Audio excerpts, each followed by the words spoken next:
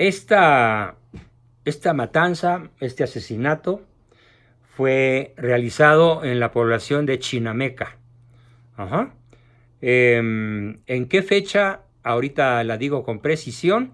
El 10 de abril de 1919, Chinameca, Morelos. Zapata Emiliano cae asesinado.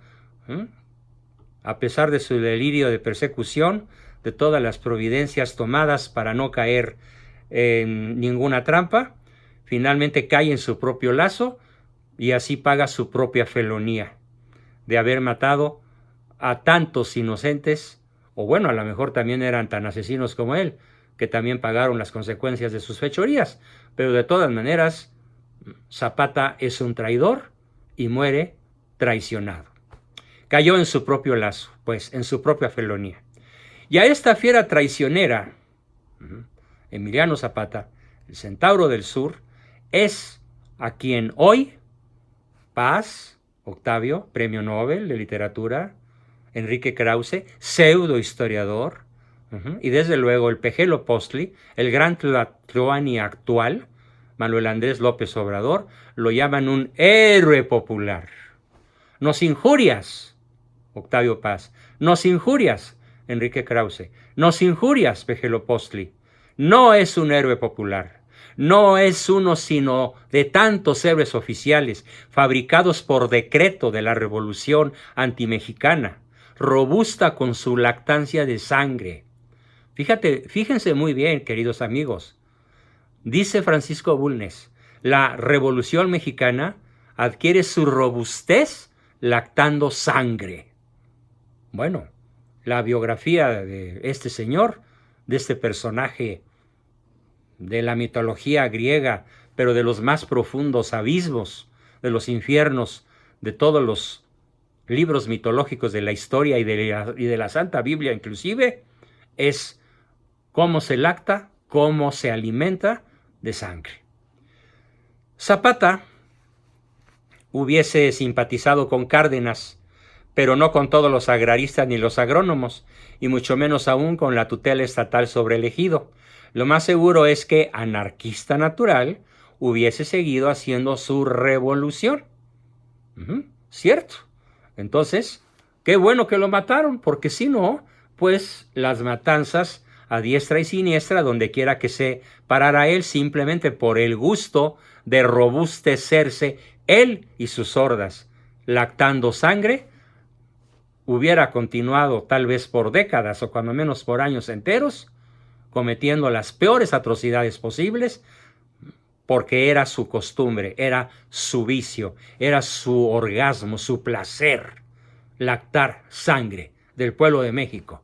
Por eso les digo a estos personajes antiguos, contemporáneos, y que hoy uno de ellos ocupa el Palacio Nacional indebidamente, contra la voluntad de la inmensa mayoría de los mexicanos pensantes, que somos cuando menos el 70% de la población, nos cometes una violenta injuria al llamar héroe a este personaje que merece que su nombre esté escrito con letras de sangre a la puerta del infierno. Entonces, ¿por qué? ¿Cómo podríamos continuar? ¿Cómo podríamos cerrar? Y la verdad es que las palabras se me traban de la indignación que siento. ¿Cómo podríamos cerrar este terrible capítulo sobre este gigantesco, enorme e indescriptible traidor, asesino, incendiario, psicópata? Bueno, pues platiquemos un poco de lo que dice el premio Nobel Octavio Paz, y lo que dice su empleado, Enrique Krause, que habla de que este señor Zapata era una especie de poeta místico, porque la destrucción bestial de la industria azucarera de Morelos, ¿a quién creen que se la debemos? Morelos era el estado más rico de la República Mexicana en cuanto a caña de azúcar se refiere. Y Bulnes nos da unos datos maravillosos. Fíjense muy bien. En los años del Porfiriato hubo como cosecha de maíz en Morelos, en los buenos años del Porfiriato, 90 millones de kilogramos. 90 millones de kilos fue la cosecha de maíz solo en Morelos, en los buenos años del Porfiriato. Y para 1922 fue solo de poco menos de 5 millones de kilos. O sea, si dividimos 90 entre 5, estamos hablando de 18 veces menos. Esto es la mística, el heroísmo que hoy exalta de una manera, no sé si estúpida, no sé si perversa, no sé si simplemente ignorante, el Pejelopostli Gran Tlatoani, que hoy quiere insultarnos a los mexicanos y endilgándonos a un falso héroe de esta dimensión apocalíptica.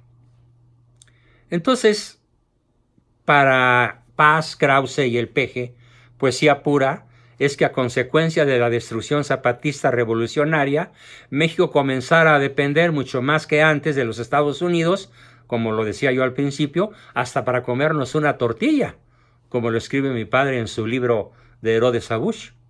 Para estos señores, poesía, pues, cuán mágica es la varita del favor oficial, que hace que se revista de poesía, de mística, de heroísmo. Gracias al tintineo del oro, de la embriagadora fama y del poder oficial, y de la enloquecedora delicia de recibir premios internacionales. Pero ¿por qué se reciben premios internacionales a diestra y siniestra por esta horda de personajes? Hoy nos tocó hablar de Zapata, pero nos faltan Carranza, Villa, Obregón, Madero, Calles y muchísimos más personajes depredadores como él, que fueron enloquecedoramente reconocidos por premios internacionales, a pesar del espanto del saqueo, la matanza, el incendio, la destrucción. ¿Por qué? Porque esto es lo que la masonería necesita. Lactar de la bestialidad y de la cobardía de sus falsos héroes, de sus falsos líderes, de sus peores gobernantes, para cometer un crimen de lesa patria, para exterminar a la nación mexicana. Para eso se exaltan estas figuras. Bien, entonces, ¿dónde queda este héroe legendario? Emiliano Zapata. Bueno, pues hoy queda puesto en su lugar, en el basurero de la historia. Yo no sé, porque eso solamente Dios lo sabe, si en estos momentos el señor Emiliano Zapata se encuentra en el purgatorio, en el cielo, cosa terriblemente difícil de imaginar, o en el infierno, cosa muy fácilmente de deducir. Y para terminar, esta bola de personajes falsos historiadores, Paz, Krause y ahora el malo, quieren colocar al lado de Cuauhtémoc. Sí, Cuauhtémoc sí fue heroico, hay que reconocerlo, por muchas razones. Él defendió su tierra y la defendió de manera heroica.